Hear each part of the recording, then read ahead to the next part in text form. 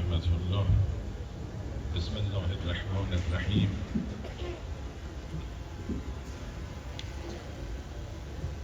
الحمد لله رب العالمين والصلاة والسلام على سيد الأنبياء والمرسلين أبي القاسم المصطفى محمد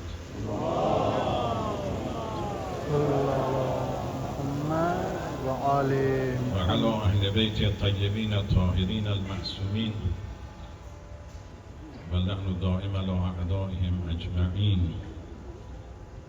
رب ادخلني مدخل الصدق واخرجني مخرج الصدق واجعل لي من لدنك سلطانا نصيرا.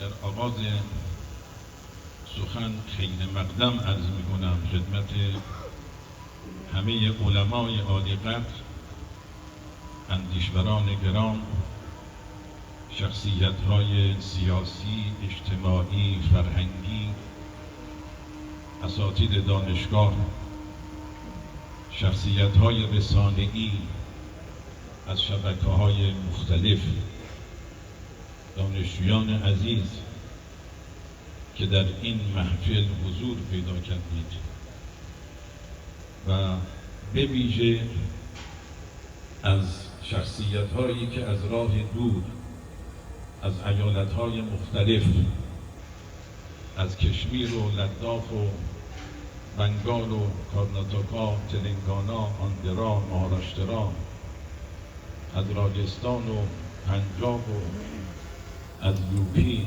از دهلی و از بیهار، از گجرات و ایالت‌های دیگر حضور پیدا کردن، از اونها تشکر ویژه دارم. باز مخصوصا از خطه لداخ که در مسیر آمدنشون برف سنگین و شرایط بسیار سخت، اما لطف کردند، محبت کردند و حضور پیدا کردند، سپاس ویژه دارم.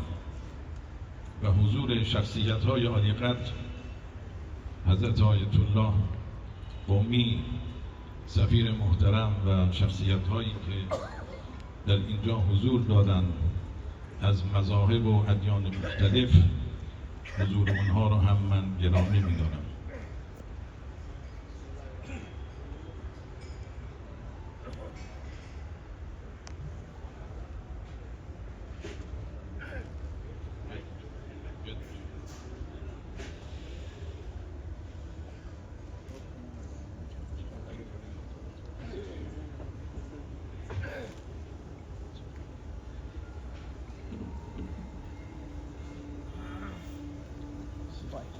बिस्मिल्लाहिर्रहमानिर्रहीम।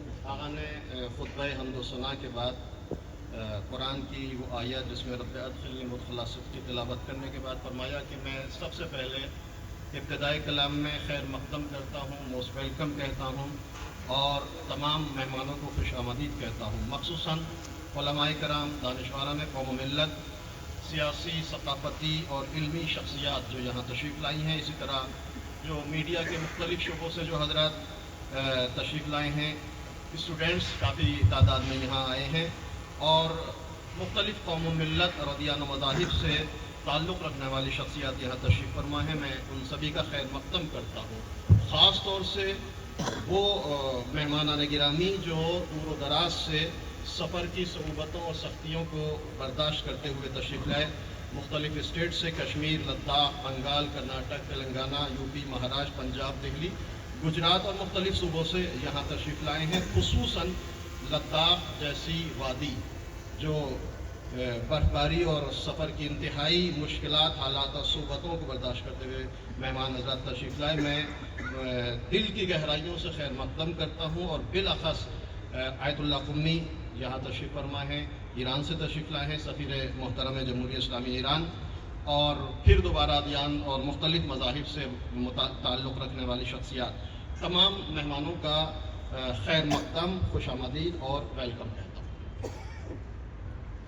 بسیار خوشوقتم و خداوند رو شاکرم که توفیق داد در طول 15 سال به عنوان نماینده ولی امر مسلمین و مقام معظم رهبری در هندوستان و این کشور پهناور حضور پیدا کنم و خدمت کنم و این افتخار بزرگی است برای بنده. اعتمادی که مقام معظم رهبری داشتند و به عنوان سرباز ایشان و خادم ایشان در سرتاسر هندوستان از شمال تا جنوب و از شرق تا غرب با مؤمنین و با علما و مؤسسات ارتباط برقرار کردم و تلاشم بر این بود که انس و الفت و محبت و همبستگی در میان مردم شریف این سرزمین ایجاد کنم. मैं शुक्र खुदा करता हूँ और अपने आप में बहुत ज़्यादा फ़ख्र महसूस करता हूँ कि इन 15 सालों में मैंने हिंदुस्तान में रहबर मुअज़्ज़म हज़रत अयतुल्लाह ख़ामनई हफ़ज़ुल्लाह के नुमाइंदे की हैसियत से खिदमत अंजाम दी। ये मेरे लिए बड़े फ़ख्र का मकाम है कि रहबर मुअज़्ज़म ने मुझ पर एतमाद किया, भरोसा किया और मैंने उनके एक सिपाही और उनके खादिम की हैसियत से यहाँ खिदमत अंजाम दी।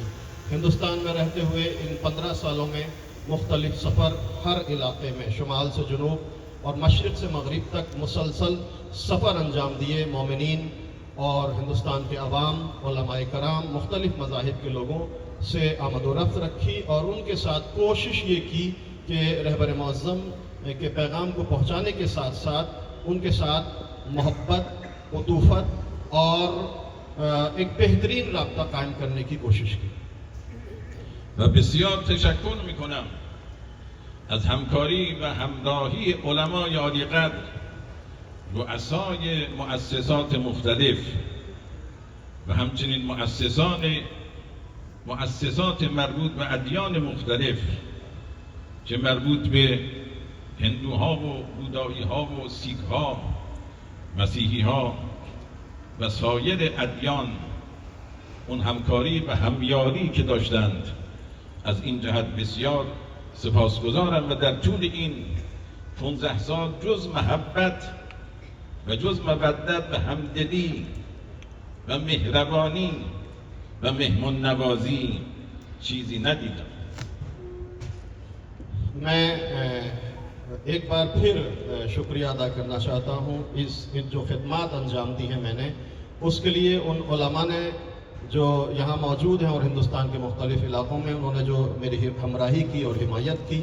इसी तरह से मुख्तलिफ़ इदारों के जो ज़िम्मेदार हैं उनकी तरफ से जो हिमायत मिली, अदियान मुख्तलिफ़ के जो ज़िम्मेदार हैं, चाहे वो हिंदू मज़हब से ताल्लुक़ रखते हों, बौद्ध, ईसाई, क्रिश्चन और दूसरे अदियान और मज़ाहिब और मसालिक से ताल्लुक़ रखने वाले जितने भी इदारों के ज़िम्मेदार हैं, उन्होंने बहुत ही ज़्यादा हिमायत की और निहायत हमराही के साथ मैं उनकी हमराही के साथ ये खिदमत अंजाम देता रहा। 15 सालों में आगा फरमाते हैं कि मैंने 15 सालों में हिंदुस्तान में सिवाय मोहब्बत, प्यार, हमदर्दी और हमदिली के कुछ नहीं देखा। वजीफे من به عنوان نماینده مقام معظم رهبری یک وظیفه اداری نبود، بلکه وظیفه داشتم که بذر محبت را در دلها بکارم. وظیفه داشتم که همدل و همراهی با شما باشم و در شادی ها و غم ها شریک باشم. وظیفه داشتم که گره‌گشا باشم و وظیفه داشتم که از نزدیک با همه مؤمنین در سراسر این کشور در حد توان ارتباط برقرار کنم و وظیفه داشتم که اختلافات را کم و اتحاد و همبستگی را مستحکم کنم. हिंदुस्तान में रहबर मुअज़्ज़म के नुमाइंदे की हैसियत से मेरी जो ज़िम्मेदारी और मेरा जो वजीफ़ा था वो सिर्फ ये नहीं था कि मैं एक इदारे में और एक जगह बैठकर ये खिदमत अंजाम दूँ, बल्कि मैंने ये कोशिश की कि इन 15 सालों में रहबर के नुमाइंदे की हैसियत से लोगों के दिलों में मोहब्बत का चिराग रोशन करूँ। मैंने ये कोशिश की कि उनके गम और उनकी खुशी में शरीक हूँ। ये कोशिश की कि लोगों के दरमियान रहकर उनकी खिदमत अंजाम दूँ। इस तरह से कोशिश की कि लोगों के दरमियान इत्तेहाद, हमफिक्री और हमदिली की फ़िज़ा को कायम करूँ और हमेशा लोगों से आमद-ओ-रफ़्त, लोगों से मेल जोल रखने की भरपूर कोशिश की। ممکن است سوالی پیش بیاد که چرا رهبر عالی قدر جمهوری اسلامی ایران در کشور پهناور هندوستان نمایندگی تعیین کردند؟ چرا؟ علتش به خاطر اهمیتی است که مقام معظم رهبری به این کشور بزرگ و پهناور هندوستان قائلند. این کشور رو بزرگ می شمارند و همواره بر تحکیم روابط بین ایران و هند پافشاری می کنند و تأکید دارند چه از مسیر دیپلماسی و چه از مسیر ارتباط عاطفی و معنوی بتوانیم قدمی در راه استحکام بیشتر روابط برداریم. بارها مقام معظم رهبری از علاقه وافرشون به سرزمین هندوستان گفتند و از خاطرات سفری که در گذشته داشتند در سال 1981 ایشان یاد کردند و فرهنگ این کشور و تاریخ این کشور و تمدن این کشور را به خوبی میشناسند. मुमकिन है ये सवाल जहनों में आए कि रहबर मुअज़्ज़म ने हिंदुस्तान में अपना नुमाइंदा क्यों भेजा। इस सवाल का जवाब बिल्कुल वाज़ेह है कि इस अजीम और वसी मुल्क यानी हिंदुस्तान की अहमियत रहबर मुअज़्ज़म की निगाह में बहुत ज़्यादा है और हमेशा रहबर मुअज़्ज़म ने ये कोशिश की कि हिंदुस्तान और ईरान के राबते आपस में बेहतर हो, बहुत अच्छे हो, चाहे वो डिप्लोमेसी के ज़रिए हो, चाहे लोगों में आपस में मोहब्बत और प्यार और इश्क के ज़रिए हो। और हमेशा रहबर ने ये कोशिश की कि बेहतरीन राबता हो दोनों ममालिक के दरमियान। अक्सर व बेशतर वो अपनी ज़ाती गुफ्तगू में रहबर मुअज़्ज़म हिंदुस्तान से अपनी मोहब्बत और अपनी हमदर्दी का इजहार करते हैं और उस सफ़र को याद करते हैं रहबर मुअज़्ज़म जो 1981 में उन्होंने हिंदुस्तान का अंजाम दिया है। उस सफ़र में होने वाले वाक़यात का अक्सर व बेशतर तज़किरा करते हैं। हिंदुस्तान की तारीख़, यहाँ की सकाफ़त, यहाँ के लोगों के हालात से अच्छी तरह बाखबर है। روابط بین دو کشور همیشه بر اساس دیپلماسی نیست، بلکه مهمتر از اون روابط ریشه‌دار فرهنگی، روابط بر اساس مشترکات فرهنگی و تمدنی، این بسیار مهم است. وقتی که دو ملت احساس می‌کنند که مشترکات زیادی دارند و یکی هستند، عشق به یکدیگر دارند، محبت دارند، طبیعتاً روابط در سطح متعالی شکل پیدا می‌کند.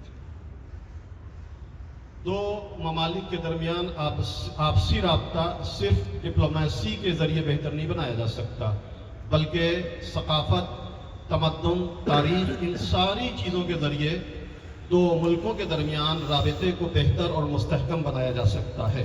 जब दो कौमें आपस में महसूस करें कि हमारे दरमियान बहुत सारी कॉमन चीज़ें हैं, बहुत सारी मुश्तरक चीज़ें हैं, तो एक दूसरे की सकाफ़त और एक दूसरे की तारीख़, उनके तमद्दुन को हासिल करके उनसे राबता बेहतर करने की कोशिश करते हैं। و در تمام این 15 سال فعالیت وسیع و سفرهای متعدد و تلاش‌های گسترده هیچگاه از طرف حکومت هندوستان مزاحمتی برای ما ایجاد نشد، بلکه همواره با مسئولین عالی مقام ارتباط دوستانه‌ای با برخی از اونها بود. در سمینارها و کنفرانس‌های به صورت مشترک حضور پیدا می‌کردیم، چون می‌دانستند که بنای ما بر این است که روابط شکل بهتری باشه و مستحکم‌تر بشه و و من از این بابت بسیار سپاسگزارم که این تلاش ها و این همدلی ها را اونها هم به نحوی تقویت کردند. इन 15 सालों के दरमियान नुमाइंदे रहबर की हैसियत से हिंदुस्तान में बहुत ज़्यादा फ़ालियत अंजाम दी। सफ़र और हिंदुस्तान के मुख्तलिफ कोने कोने में हिंदुस्तान के इलाकों में जाने की कोशिश की। इन तमाम तर फ़ालियत के दरमियान हिंदुस्तानी हुकूमत की तरफ से कभी भी एक बार भी किसी तरह की मुज़ाहिमत ईजाद नहीं की गई, और बल्कि बहुत सारे हिंदुस्तानी हुकूमत के ज़िम्मेदारों से अच्छा राबिता, मुख्तलिफ़ कॉन्फ्रेंस और मुख्तलिफ़ सेमिनार और मुख्तलिफ़ प्रोग्रामों में शिरकत बाहमी तौर पर, और आपस में एक अच्छी गुफ्तगू, हमदिली और हमफिक्री के साथ हिंदुस्तान और ईरान के राबिते को बेहतर करने की हमेशा कोशिश की गई। लिहाजा मैं हिंदुस्तानी हुकूमत और उनके ज़िम्मेदारों का शुक्रिया भी अदा करना चाहता हूँ कि उन्होंने इस तरह से ये ज़मीना फराहम किया कि ईरान और हिंदुस्तान के राबिते को बेहतर बनाया जा सके। و در سال 2010 که من وارد شدم، در اون موقع از طرف دولت هندوستان درخواست شده بود که خانه فرهنگی در تهران داشته باشند. مدتها طول کشیده بود، این مسئله اتفاق نیفتاده بود که در اون زمان من نامه خدمت مقام معظم رهبری حفظه الله نوشتم و ایشان بالفور دستور دادند که خانه فرهنگ حکومت هندوستان در تهران تأسیس بشه و بر اون اساس تأسیس شد. این به خاطر این بود که به روابط فرهنگی و تمدنی و معنوی و عاطفی بین دو ملت اهمیت ویژه‌ای قائلند. जब मैं यहाँ आया था 2010 में और फ़ालियत और सरगर्मियाँ शुरू हुई थी, तो हिंदुस्तानी हुकूमत की तरफ से ये कहा गया और दरख्वास्त दी गई कि ईरान में भी हिंदुस्तान का खाने फरहंग होना चाहिए। तो आगा फरमा रहे हैं कि मैंने फ़ौरन रहबर मुअज़्ज़म की खिदमत में नामा लिखा, लेटर लिखा। आगा ने, रहबर मुअज़्ज़म ने फ़ौरन हुक्म दिया कि ये काम ज़रूर होना चाहिए, और कुछ दिनों के बाद और इन कोशिशों के बाद तेहरान में हिंदुस्तान का कल्चर हाउस उसका वजूद आया। ये इस बात की अलामत है कि ख़ुद रहबर मुअज़्ज़म इस नुक्ते की तरफ बहुत ज़्यादा तवज्जो देते हैं कि दोनों मुल्कों की सकाफ़त, मानवियत, तमद्दुन, तारीख़, इन चीज़ों के ज़रिए दोनों ममालिक के दरमियान बेहतर राबिता कायम किया जाने की कोशिश करनी चाहिए। شخص مقام معظم رهبری حفظه الله به من فرمودند نه تنها بحث اتحاد و وحدت بین مذاهب شیعه و سنی یک استراتژی و امر مهمی است، بلکه اتحاد و همبستگی و همدلی بین صاحبان ادیان، مخصوصا در هندوستان بین هندو و سیک و مسلمان و جین و مسیحی و سایر و بودایی و سایر ادیان لازم است و هیچ پیامی زیباتر از پیام وحدت و همدلی نیست، و مخصوصا در این کشور پهناور که ادیان مختلف در کنار هم با محبت زندگی می کنند.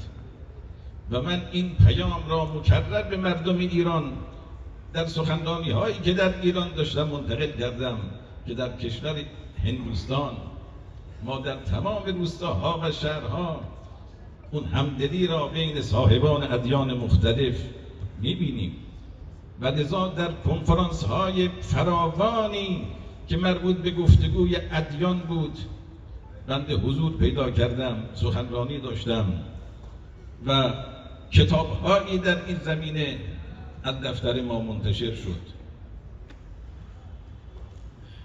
रहबर मुअज़्ज़म हमेशा हिंदुस्तान की सकाफ़त, तमद्दुन, तारीख़ और ईरान की सकाफ़त और तमद्दुन और तारीख़ को लेकर दोनों ममालिक और दोनों कौमों के दरमियान बेहतर राबिते की उन्होंने कोशिश की। और आगा फरमा रहे हैं कि एक नुक्ते की तरफ हमेशा रहबर मुअज़्ज़म ने ताकीद की कि सिर्फ इत्तेहाद, वहदत, हमदिली सिर्फ और सिर्फ शिया और सुन्नी तक महदूद नहीं रहनी चाहिए, बल्कि तमाम अदियान के, तमाम मज़ाहिब और मसालिक के मानने वाले लोगों के दरमियान भी आपस में प्यार, मोहब्बत, इत्तेहाद की फ़िज़ा कायम करने की ज़रूरत हो। हिंदुस्तान जैसा मुल्क जहाँ मुख्तलिफ अदियान के लोग मानने वाले ज़िंदगी गुजारते हैं, हिंदू, मुसलमान, सिख, ईसाई, बौद्ध, जैन और मुख्तलिफ अदियान से ताल्लुक़ रखने वाले लोग यहाँ बड़े प्यार और मोहब्बत के साथ ज़िंदगी गुजारते हैं, उनके दरमियान भी हमेशा इसी प्यार को बाकी रखने के लिए वहदत और इत्तेहाद का पैगाम देना चाहिए, चूँकि इत्तेहाद के पैगाम से बेहतर और खूबसूरत कोई भी पैगाम नहीं हो सकता। ये रहबर मुअज़्ज़म की हमेशा ताकीद रही और हमेशा इस नुक्ते की तरफ उन्होंने ताकीद की। खुद आगा कह रहे हैं कि मैं जब अक्सर व बेशतर ईरान में मुख्तलिफ ज़िम्मेदारों के दरमियान बैठता था तो हिंदुस्तान की इस खूबसूरत फ़िज़ा की मिसाल दिया करता था कि मैंने हिंदुस्तान के छोटे छोटे इलाकों में, गांव और देहात तक सफ़र किया है। वहाँ मैंने देखा है कि मुख्तलिफ लोगों के, मुख्तलिफ दीन और अदियान के मानने वाले लोग आपस में किस तरह प्यार और मोहब्बत के साथ ज़िंदगी गुजारते हैं। लिहाजा इसी सिलसिले और रहबर मुअज़्ज़म के इसी पैगाम को आगे बढ़ाने के लिए ऐसी कॉन्फ्रेंस मुनक़िद की, ऐसी कॉन्फ्रेंस और सेमिनार में शिरकत की जो मुख्तलिफ अदियान के दरमियान मोहब्बतों को ईजाद कर सके। इस तरह की किताबें लिखी गई, इस तरह के नशरियात को आम करने की कोशिश की जो वहदत और इत्तेहाद के पैगाम को आम कर सके। فتوای مقام معظم رهبری در مقام مرجعیت و فتوای حضرت آیت الله العظمی سیستانی حفظه الله، هر دو بزرگوار و سایر مراجع عالی مقام، فتواشون این است که توهین به مقدسات سایر مذاهب، بلکه توهین به مقدسات ادیان مختلف شرعاً جایز نیست و حرام است، چون موجب نزاع و درگیری و تشتت می‌گردد. रहबर मुअज़्ज़म एक मर्जा होने की हैसियत से जो फतवा देते हैं और इसी तरह से आयतुल्लाह सिस्तानी हफ़ज़हुल्लाह और दूसरे मराजे कराम के जो फतावा हैं, इस सिलसिले में वो सब के लिए वाज़ेह है। तमाम मराजे कहते हैं कि किसी भी मज़हब के मुक़द्दसात की तौहीन शरअन जायज़ नहीं है। किसी भी दीन के मानने वालों की तौहीन और उनके मुक़द्दसात की तौहीन ये ना अक़ली और शरई काम सही नहीं है, ऐसा करना जायज़ नहीं है, चूँकि ऐसा करने से हमेशा माहौल और समाज में इख्तलाफ, झगड़ा, लड़ाई और निज़ा की सूरत हाल पैदा होती है। ما هند را یک شریک راهبردی برای ایران می‌دانیم و در آینده هم هر کجا که نیاز باشه که قدمی برای گسترش و تحکیم روابط برداریم، وظیفه خودم می‌دانم که کمک بکنم به این امر. و در این مدت 15 سال دوستان زیادی من پیدا کردم، تجربه های فراوانی از این ملت و از این کشور من آموختم، چون به ایالت های مختلف با همه تفاوت فرهنگ ها و نژاد ها من رفتم در میانشون و هزاران صفحه کتاب درباره فرهنگ و تاریخ هندوستان مطالعه کردم و هرچند من به سمت ایران برمیگردم برای مسئولیت دیگری، ولی این دوستی ها پایدار خواهد بود و همواره یاد همه دوستان در قلب و جان من باقی خواهد بود. السلام علیکم و رحمت الله و برکاته. आगा फरमा रहे हैं कि हम हिंदुस्तान को अपना बेहतरीन साथी समझते हैं ईरान के लिए, और एक बेहतरीन मुत्तहिद मुल्क है ममलकत ईरान के लिए। और मेरी ज़ाती तौर पर भी, आगा कहते हैं मेरी ज़ाती तौर पर भी आइंदा भी ये कोशिश रहेगी कि दोनों मुल्कों के दरमियान जहाँ भी राबते को बेहतर करने की ज़रूरत पड़ेगी मैं हाजिर रहूँगा। यहाँ से जाने के बाद भी फरमाते हैं कि मैं 15 साल हिंदुस्तान में था। मैंने इन 15 सालों में हिंदुस्तान में बहुत सारे दोस्त बनाए, बहुत ज़्यादा मुझे मोहब्बतें मिली। मैंने हिंदुस्तानी कौम से बहुत ज़्यादा तजर्बा हासिल करने की कोशिश की। हिंदुस्तान में रहने के बाद मैंने बहुत चीज़ों से इस्तिफ़ादा किया, मुख्तलिफ सूबों और मुख्तलिफ इलाकों में सफ़र किया, वहाँ की मुख्तलिफ सकाफ़तों से कुछ न कुछ सीखने की कोशिश की। हज़ारों सफ़े किताब मैंने हिंदुस्तान की सकाफ़त के मुतालिक, हिंदुस्तान के कल्चर के मुतालिक उनका मैंने मुतालिया किया। हिंदुस्तान के लोगों से मोहब्बत और प्यार ये तरफ़ैनी था। मैं अब ईरान वापस जा रहा हूँ, लेकिन हिंदुस्तान की याद, हिंदुस्तान के लोगों की याद, यहाँ के लोगों का दिया जाने वाला वो प्यार हमेशा हमेशा मेरे दिल में बाकी रहेगा। و این رو من یادآوری بکنم که بسیار خوشحالم که کسی به عنوان جایگزین بنده از طرف مقام معظم رهبری حکم نمایندگی دریافت کردن.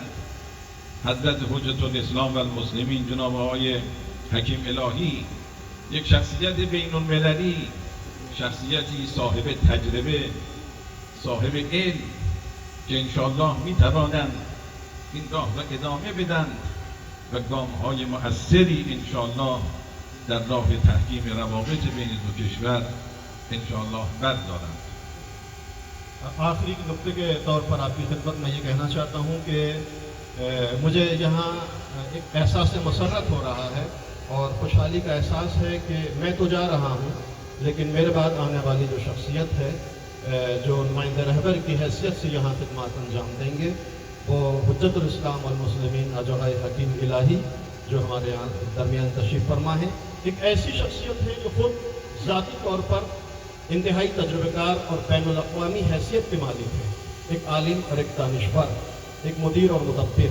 इंशाअल्लाह अब वो यहाँ खिदमत अंजाम देंगे रहबर मौज़म के नुमाइंदे की हैसियत से, और इसी तरह हिंदुस्तान और ईरान के राबिते को बेहतर बनाने की हमेशा कोशिश करते हैं।